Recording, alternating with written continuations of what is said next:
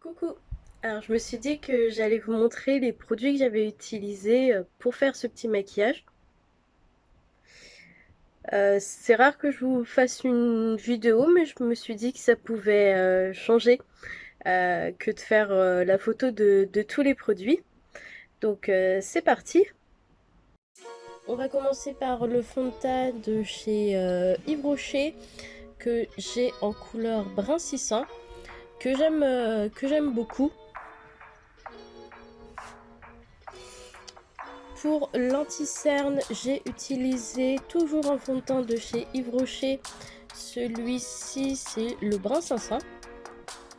J'aime bien faire cette petite astuce-là, utiliser un fond de teint fluide ou alors très couvrant, tout dépend de ce que je veux faire. Au lieu d'utiliser un anti-cerne tout simplement, notamment parce que le rapport quantité-prix est beaucoup plus intéressant que de prendre un anti-cerne classique. Pour faire tenir tout ça, une petite poudre Yves Rocher que j'ai en brun foncé. Voilà comment elle se présente. C'est pas la meilleure des poudres parce que malheureusement elle fonce légèrement le dessous d'œil. Ensuite, pour le bronzer, un fond de teint. Là, ici, c'est le brun 800. Pour fixer tout ça, la Fit Me de chez Maybelline en teinte translucide. C'est une poudre compacte qui fait très bien le job. Elle n'a pas beaucoup de reflets flashback, donc je suis tranquille si je veux faire des petites photos. Et puis, j'ai utilisé un petit peu cette poudre libre de chez Yves Rocher, c'est la teinte brun, la teinte la plus foncée. Pareil, c'est pas la mieux parce qu'elle fonce légèrement, mais elle fait le job, elle matifie et elle fait tenir le maquillage. Ensuite, pour le blush, c'est une palette de chez Morphe qui est la Cool Pro 8C. Et là, j'ai utilisé cette teinte qui s'appelle Queen. Je vous montre comment elle est.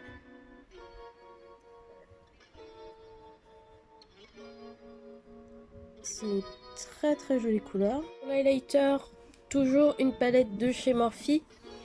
Celle-ci, c'est la Stellar Impact 8S. Et j'ai utilisé la teinte Aurora, qui est vraiment très jolie.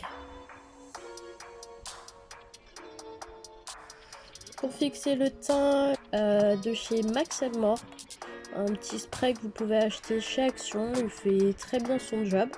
On passe aux yeux, donc j'ai utilisé la base de P. Louise en teinte 0 pour faire ma base et puis ensuite mettre mes fards à paupières. Et j'ai utilisé la New Nude de chez Huda Beauty. Voilà comment elle se présente. Donc vous avez 18 fards à l'intérieur, enfin 17 fards plus exactement, puisque vous avez juste ici un concealer qui peut servir de base.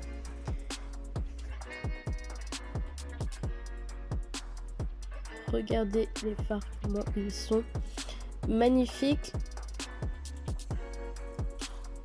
Alors les teintes que j'ai utilisées, donc j'ai utilisé celle-ci et celle-ci sous l'arcade sourcilière. En creux de paupière, j'ai utilisé cette teinte là mélangée avec celle-ci, celle-ci. Pour intensifier, j'ai utilisé celle-ci.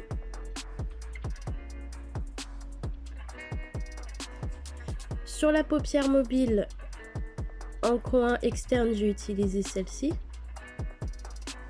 puis celle-là. En coin interne, pour apporter de la luminosité, j'ai utilisé cette teinte-ci, qui a un rose légèrement froid. Des paillettes. Et puis sur la paupière inférieure, j'ai utilisé ce rose presque fuchsia métallisé qui est magnifique. Alors malheureusement, c'est pas une palette que je trouve adaptée pour les peaux métisses à foncé. Les couleurs des mats sont certes pigmentées, mais même avec une base blanche comme la P. Louise, sur une peau foncée, ça ne ressort pas aussi bien que sur une peau claire. C'est un petit peu décevant. On va dire que la qualité est rattrapée par ces magnifiques fards légèrement marbrés, on va dire. Et puis le fait qu'il y ait des paillettes libres. Mais sinon, ouais, c'est pas la palette que je préfère travailler. Je vous ai fait les swatchs des différentes teintes que j'ai utilisées. Les paillettes, comme j'ai pas encore de colle, j'ai utilisé la High Base Primer de chez Kiko qui a très bien fait l'affaire.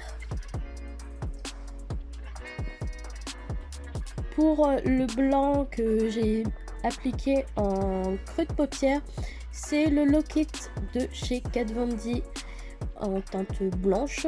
C'est à la base un anti-cerne, mais j'adore l'utiliser pour faire ce genre de traits. Ça fait très bien l'affaire. Ça évite d'utiliser la base P. Louise. Pour l'eyeliner, j'en utilise deux. Donc le L'Oréal Perfect Slim en teinte noire et le Tattoo Liner de chez Kat Von D en teinte noire. J'aime beaucoup utiliser le L'Oréal pour faire tout mon tracé. Et puis pour faire la petite bascule, je préfère utiliser le Tattoo Liner qui est beaucoup plus fin.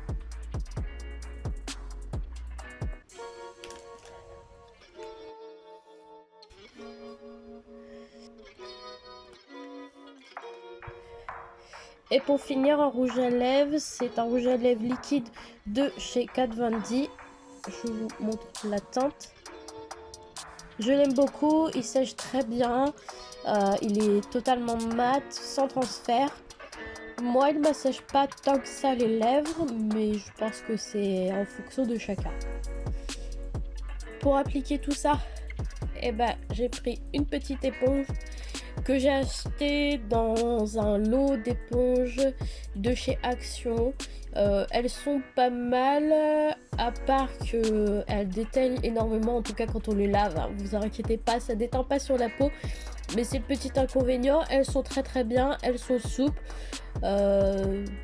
Moi ça me dérange pas d'utiliser ça au lieu d'utiliser le Beauty Blender. Pour appliquer l'anti-cerne, j'ai utilisé ce pinceau, c'est le 02 de chez Sephora. Il est vraiment très bien avec ce côté un petit peu biseauté. Moi je trouve qu'on peut très bien tapoter la matière. Pour appliquer ma poudre, j'utilise ce pinceau de chez Wheel Technique. Il est très vieux.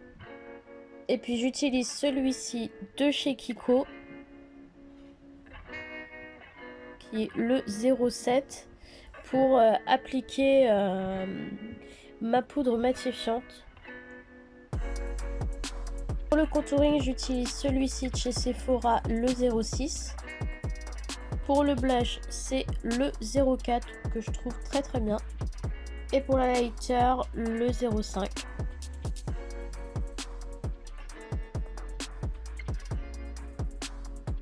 Pour les yeux, j'ai utilisé tous ces petits pinceaux là. Donc déjà celui-ci de chez Sananas, enfin c'est la collection qu'elle avait fait avec Sephora, c'est le S14 qui m'a permis d'appliquer mes fards sous mon arcade sourcilière.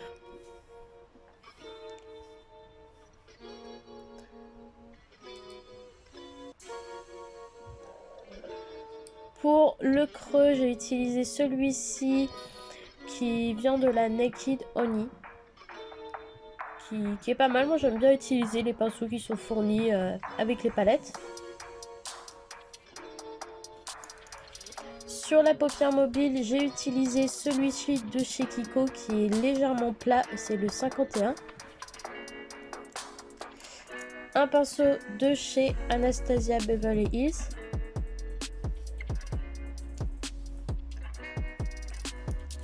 J'ai utilisé celui-ci qui est le S10 pour appliquer le fard sur la paupière inférieure.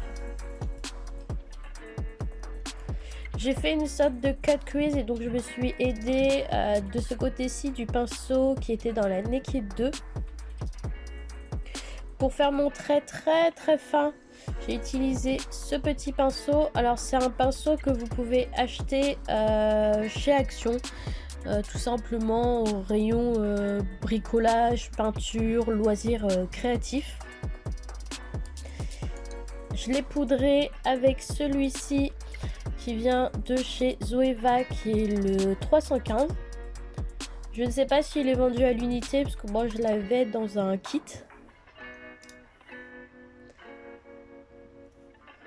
J'ai utilisé ce pinceau pour estomper mes fards quand il y en avait besoin, donc c'est un de la Naked Cherry. Pour appliquer ma base P. Louise et puis ma base sous la paupière inférieure, j'ai utilisé ce pinceau de chez ELF. Et puis pour appliquer les paillettes et le fard lumineux, un petit embout mousse comme ça. Je les garde souvent dans les palettes et puis ça m'est très utile au final. Voilà, j'espère que cette petite vidéo pour vous présenter les produits que j'avais utilisés et les pinceaux vous a plu. Désolée, je ne suis pas forcément très à l'aise, c'est vraiment les premières fois. J'espère que ce maquillage vous plaira. N'hésitez pas à me faire des retours. Voilà, je vous fais des gros bisous.